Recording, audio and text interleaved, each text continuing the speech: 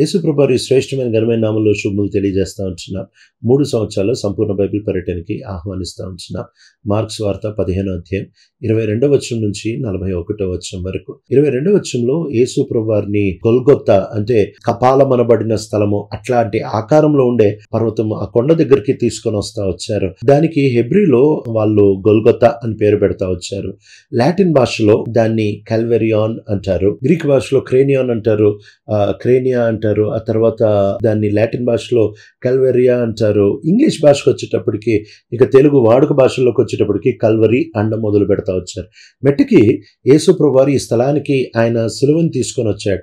ఈ సిలువని తీసుకొని వచ్చేటప్పుడు వాళ్ళు పూర్తి సిలువని మోసేవాళ్ళు కాదు. నిలువు సిలువ ఏదైతే ఉంటా వచ్చిందో, నిలువ చెక్క ఏదైతే ఉంటా వచ్చిందో అది పర్మనెంట్ గా ఆ సిలువ వేసే స్థలంలోనే ఉండేది. కానీ ఆ ప్లాటిబం అంటే ఆ అడ్డం కర్ర ఏదైతే ఉంటా వచ్చిందో దాన్ని మాత్రమే సిలువ వేయబడే వాళ్ళు మోసుకొని తెచ్చేవాళ్ళు. కనుక యేసుప్రభు వారు తన ప్లాటిబియం ఆ చిన్న అడ్డం కర్రని మాత్రమే ఆయన మోసుకొని తీసుకొని వచ్చేవాళ్ళు. వాళ్ళు ఎక్కువ దూరం ఏం మోసేవాళ్ళు కాదు. మహా అంటే ఒక 400 మీటర్లు, 1 కిలోమీటర్ కంటే తక్కువే తీసుకొని వెళ్ళేవాళ్ళు. కానీ యేసుప్రభుకి అది తీసుకొని వెళ్ళడానికి కూడా ఓపిక లేకపోతా వచ్చింది. ఎందుకంటే 24 గంటల నుంచి ఆయనకి ఆహారం లేదు, ఆయనకి నిద్ర లేదు. ఆయనని ఒక పక్కన యూదులు ఒకసారి భయంకరంగా కొట్టారు, ఆ తర్వాత రోమీలు ఆయనని భయంకరంగా కొట్టారు. యూదులైతే 39 దెబ్బల కంటే ఎక్కువ కొరడాలతో వాళ్ళు కొట్టరు, కానీ రోమీలకి ఆ లెక్క కూడా ఉండదు. వాళ్ళు విపరీతంగా కొట్టారు. యేసుప్రభు వారు తల మీద ముళ్ళ కిరీటం పెట్టారు. ఆయనకి ఒక పక్కన ఆయన గెత్సెమని వనంలోనే పూర్తిగా సొమ్మసిల్లిపోయాడు. ఇప్పుడు ఆయన రాత్రంతా నిలబడ్డము, ఒక పక్కన అటు యూదుల దగ్గర నుంచి దెబ్బలు, రోమీల దగ్గర నుంచి దెబ్బలు, ఆ తర్వాత ఆయనని పిలాతు దగ్గర నుంచి హేరోద్కి, హేరోద్ దగ్గర నుంచి పిలాతుకి, ఆ తర్వాత బరబ్బా పక్కకి, ఆ తర్వాత ప్రధాన యాజకుడి ఇంటికి ఇంత నడుస్తూ పూర్తిగా సొమ్మసిల్లిపోతా వచ్చాడు. అందుకే యేసుప్రభు వారు కనీసం ఇంత దూరం కూడా ఆ అడ్డం కర్రని మోయడానికి ఆయనకి మాత్రం శక్తి లేకపోతా వచ్చింది. పూర్తి నిశక్తిగా ఆయన ఉంటా వచ్చాడు. కనుకనే ఆయనకి సహాయం చేయడానికి కురేనీయుడైన సీమోన్ని వాళ్ళు బలవంత పెడతా వచ్చారు. ఇక్కడ ఆయన ఇంత సొమ్మసిల్లిపోయి భయంకరమైన నొప్పిలో వెళ్ళేటప్పుడు అక్కడ ఆయనకి చేదు చిరకను అందిస్తా వచ్చారు. ఈ చేదు చిరక ఎందుకు అందించే వాళ్ళంటే ఇది నొప్పి తెలియకుండా ఉండడానికి. ఆ దినములో ఎనస్థీషియా లాంటిది. కొంచెం ద్రాక్షారసం ఇస్తే దాంతో వాళ్ళ నొప్పి తెలియకుండా ఉంటుంది. అది సహజంగా అక్కడ ఉంటున్న స్త్రీలు వాళ్ళు ఈ ఖైదీల మీద కనికరంతో దాన్ని తీసుకొని వచ్చి ఇశ్రాయేలు యూదులు దాన్ని అందించేవాళ్ళు. యేసుప్రభు వారికి ఇది తీసుకొని వచ్చి వాళ్ళు అందించడానికి ప్రయత్నం చేశారు. కానీ యేసుప్రభు వారు దాన్ని తీసుకోలేదు. ఎందుకు అనంటే నేను నొప్పి తెలియకుండా చనిపోవడానికి రాలేదు, నేను నొప్పితో పాప భారము, లోక పాప భారములు మోయడానికి వచ్చాను అని చెప్పి యేసుప్రభు వారు దాన్ని తీసుకోకుండా ఆయన ముందుకు వెళ్తా వచ్చారు. ఆయన సిలువ వేసేసిన తర్వాత ఆయన వస్త్రాలని పంచుకుంటా ఉంటున్నారు. యేసుప్రభు వారు దిగంబరిగా సిలువ మీద వేలాడారు. ఇలా చాలా చిత్రాలలో లేక చాలా స్తూపాలలో యేసుప్రభుని ఈ రకంగా చూపించరు. ఎందుకు అనంటే ఈనాటి సమాజానికి దాన్ని స్వీకరించడం కూడా ఇబ్బందికరంగానే ఉంది, దాన్ని అర్థం చేసుకోవడానికి కూడా ఇబ్బందికరంగానే ఉంది. యేసుప్రభు వారు అంతగా తగ్గించుకొని దిగంబరిగా ఆయన సిలువ మీద ప్రాణం పెడతా వచ్చారు. ఆయన పై వస్త్రాన్ని, లోపల వస్త్రాన్ని అక్కడ ఉంటున్న సైనికులు పంచుకుంటా వచ్చారు. ఆయన గురించి ఇంచుమించు 800 సంవత్సరాల క్రితం చెప్పిన ప్రవచనము, ఆయన పై వస్త్రాన్ని వాళ్ళు చీట్లేసి పంచుకుంటారు. చీట్లు అంటే అప్పట్లో వాళ్ళు ఈ యొక్క రాళ్లతో లేకపోతే విరిగిపోయిన కుండ పెంకలతో వాళ్ళు చీట్లేసేవాళ్ళు.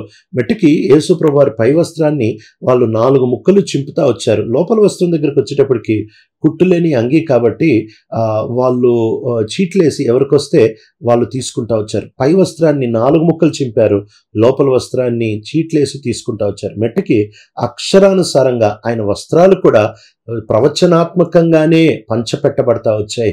యేసుప్రభు వారు ఏం చేసినా లేఖనానుసారంగానే, ఆయన అక్షరానుసారంగా, ఆయన మరణం అంతా ఒక్కొక్క మెట్టు లేఖనానుసారంగా జరుగుతూ వచ్చింది. 25వ వచనంలో అది ఉదయకాలము ఇంచుమించు 9 గంటలు అని రాస్తూ ఉంటున్నారు. అంటే సిలువ కార్యం ఆరంభమైన సమయం 9 గంటలకి ఆరంభమవుతా వచ్చింది. అది మధ్యాహ్నం 3 వరకు ఆయన సిలువ మీద ఉంటా వచ్చారంటే ఈ సిలువ ప్రయాణం మొదలుపెట్టింది, సిలువ వేసింది, సిలువ మీద వేలాడి, ఇదంతా ఇంచుమించు 6 గంటల సమయం, ఎంత విపరీతమైన నొప్పి గుండా యేసుప్రభువారు ప్రయాణం చేస్తూ వచ్చారు. అంతకుముందు యోహాను యాకోబులు అడుగుతూ వచ్చారు, మేము నీ కుడి పక్కన ఒకళ్ళు ఎడం పక్కన ఒకళ్ళు ఉంటాము సింహాసనం మీద అని అడుగుతూ వచ్చారు. కానీ ఇప్పుడైతే యేసుప్రభువారు శిలువ మీద ఉన్నప్పుడు అటో దొంగ ఇటో దొంగ ఉంటా వచ్చారు. ఆయన శిలువ మీద వేలాడదీసినప్పుడు ముగ్గురు ఆయనను భయంకరంగా 3 రకాలుగా గేలి చేస్తూ వచ్చారు. మొదటి వాళ్ళు దారిన పోయేవాళ్ళు యేసుప్రభువుని చూసి గేలి చేస్తూ ఉంటున్నారు. ఏదో మందిరం పడగొడతాడంట, 3 రోజులు లేపుతాడంట అని చెప్పి దారిన పోయేవాళ్ళు కూడా ఆయనను గేలి చేస్తూ ఉంటున్నారు. దగ్గరుంటున్న కింద నిలబడి ఉంటున్న ప్రధాన యాజకులు వీళ్ళు గేలి చేస్తూ అంటున్నారు, ఆ ఇతరుల్ని రక్షించాడు, తనను తను రక్షించుకొని చూపించమను అని అడిగి వాళ్ళు గేలి చేస్తూ ఉంటున్నారు. పక్కనుంటున్న దొంగలు వాళ్ళంత నొప్పిలో ఉన్నారు, వాళ్ళకు కూడా మరణం తప్పదని తెలుసు, అయినను వాళ్ళు కూడా ఎంత ఘోరంగా గేలి చేస్తా అంటున్నారు, నిన్ను నువ్వు రక్షించుకో, మమ్మల్ని కూడా రక్షించు. మట్టుకి వాళ్ళు ఇతరుల్ని రక్షించగలిగాడు, మందిరాన్ని లేపితే చూద్దాము, లేక మమ్మల్ని రక్షించు అని అడుగుతూ ఉంటున్నారు కదా. ఈ 3 అక్షరానుసారంగా యేసుప్రభువారు చూపిస్తూ వచ్చారు. ఆయన 3వ దినాన్ని తిరిగి లేవడం బట్టి ఆ మందిరాన్ని 3 రోజుల్లో లేపుతా అన్నాడు, లేపుతా వచ్చాడు. ఈయన ఇతరుల్ని రక్షించాడు, తనను తాను రక్షించుకోలేడు అని అంటున్నారు. వాస్తవంగా ఆయన శిలువ మీద వేలాడింది ఎందుకంటే ఇతరుల్ని రక్షించడానికే. అంతేకాకుండా 3వది ఈ దొంగలు అంటున్నారు, నిన్ను నువ్వు రక్షించుకో, మమ్మల్ని కూడా రక్షించు. అయితే ఆయన శిలువ మీద నుంచి తనను తాను రక్షించుకోలేదు, కానీ శిలువ మీద ఉంటున్న దొంగని ఆయన నిత్య శిక్ష నుంచి రక్షించగలుగుతా వచ్చాడు. కనుక యేసుప్రభువారు శిలువ మీద వేలాడడం బట్టి ఆయన ఈ ముగ్గురు హేళనలకు కూడా అద్భుతమైన ఆత్మీయమైన జవాబునిస్తా వచ్చారు. మధ్యాహ్నం అయ్యేటప్పటికి భయంకరంగా చీకటి కమ్ముతా వచ్చింది. ఆ తర్వాత భూకంపం కలుగుతా వచ్చింది, మందిరంలో తెర చినిగిపోతా వచ్చింది, బండలు పగులుతా వచ్చాయి, అనేక మంది చనిపోయిన వారు లేస్తా వచ్చారు. చాలా విచిత్రమైన కార్యాలు జరుగుతాయి. ఆకాశంలో విచిత్రమైన కార్యాలు, భూమి మీద విచిత్రమైన కార్యాలు, భూమి కింద విచిత్రమైన కార్యాలు జరుగుతూ వచ్చాయి. ఆత్మీయ రంగంలో విచిత్రమైన కార్యాలు జరుగుతూ వచ్చాయి. వీటన్నిటిని చూసి ఒక శతాధిపతి అంటే పెద్ద అధికారం కాదు, తన కింద ఒక 100 మంది సైనికులు ఉంటారు. ఈయన కమిషన్డ్ ఆఫీసర్ కాదంటే రోమా అధికారం కలిగిన వాడేం కాదు. అయితే ఈయన మహా అంటే ఒక సీనియర్ శతాధిపతి పోస్ట్కి రాగలడంతే. ఈయనకి 25 సంవత్సరాలు ఉద్యోగం చేస్తే ఈయనకి ఒకవేళ అన్యుడైతే లేక రోమిడు కాకపోతే అప్పుడు ఈయనకి రోమా పౌరసత్వం ఇస్తారు. ఈయన చిన్న స్థానంలో ఉంటున్నవాడే. అయితే ఈ వ్యక్తి యేసుప్రభువారి మరణాన్ని చూసి చక్కగా చెప్తా ఉంటున్నమాట, నిశ్చయముగా ఈ చనిపోయిన ఈ మనుష్యుడు దేవుని కుమారుడు అని అంటున్నాడు. అంటే ఆయనకి దేవుని కుమారుడు అని అంటే బైబిల్ చెప్తున్న విధానం అర్థం కాలేదు, కానీ ఆయన ఈయనని దేవుని కుమారుడుగా ఒక విచిత్రమైన వ్యక్తిగా చూడగలుగుతా వచ్చాడు. ఎందుకంటే చుట్టూ జరుగుతూ ఉంటున్న విడ్డూరాలు విచిత్రాల్ని చూసి ఆయన ఈ సాక్ష్యం ఇస్తూ ఉంటున్నాడు. అనేక మంది స్త్రీలు ప్రేక్షకులుగా దూరం నిలబడిపోతా వచ్చారు. ఏం చేయగలరు వాళ్ళు? ఏమీ చేయలేరు. ఎందుకంటే అన్ని వైపులా దారిన పోయే వాళ్ళు గేలి చేస్తూ ఉంటున్నారు, చుట్టుండే వాళ్ళు గేలి చేస్తూ ఉంటున్నారు. వీళ్ళు కూడా దూరం నిలబడి ఆయనని మౌనంగా మేము మీతో ఉన్నామని వాళ్ళ మౌనమును బట్టి ప్రేక్షకులుగా నిలబడ్డారే, కానీ వాళ్ళు ప్రభు పక్షాన్ని నిలబడతా వచ్చారు. కనుక మన జీవితాల్లో మనం కూడా యేసుక్రీస్తు ప్రభువారు మనల్ని రక్షించడానికి ఇంత చేశాడని గ్రహించి కనీసం ఆయన కొరకు మనము నిలబడి, ఆయన కొరకు మౌనముగా, ఆయన కొరకు అవసరమైతే సమయం వచ్చినప్పుడు సాక్షిగా హతసాక్షులుగా నిలబడడానికి కూడా ఏమాత్రం వెనకంజ వేయడానికి వీళ్ళు. తనకున్నదంతా మనకిచ్చాడు. ఈ దినాన్న మనకున్నదంతా ఆయనకి బద్దులమై ఉంటున్నా.